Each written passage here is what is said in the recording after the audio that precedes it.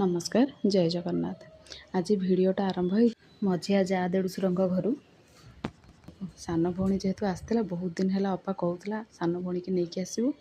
तेणु आम दीज जाक बाहरिकी जाइलु जा देढ़शुर घर को जी कि से खोर्धारे भी रोचान एपटे सान भौणी झील गिनी बजे आपने साउंड शुणी जापारे सान भौणी मना कला खुण सी जमा शुणुनी बजे चलती तापर आउ कि बेसी वीडियो तो करि पारलिनी खाइबार वीडियो कि अलग किसी वीडियो कहीं कथबार्तार टाइम पड़ेगा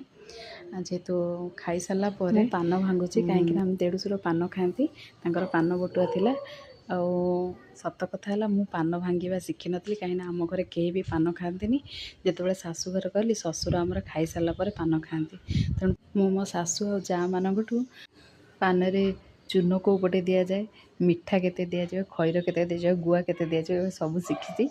किंतु पान भांगा शिखी पारे खिल कर पान भांगा मो द्वारा हो पारानी बहुत चेष्टा करी मो द्वारा हो पारे मुझे नहीं मो शशुर को देदिए शशुर जानते ये तो जानी नाला तेणु शशुर भी खाई दिखती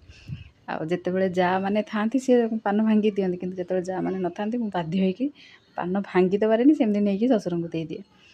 आज तो शशुर आ नहांती पान भांगे भी ना कि जो जाइली अपा कहला पान गोटे गोटे खाईदे मत साधा पान मो शशुर को जो दिए मुझे गोटे गोटे पान खाए सी जाणी बोली मत कहला गोटे तू समस्ते गोटे गोटे खाईदे खाई सारिकी आम खाई सारा पान बसिकी भांगिली आ देखते एपटे मुझे देखुची कौन माने कौटा कौन मुझे मुझे समस्त गोटे गोटे पान भांगीदेली आ मो पु ये बसिकी मीठा मसला जो पानर बस टे हाथ में नहीं खाऊ था बहुत भल लगे से छोट थी से खाली से नहीं खाऊला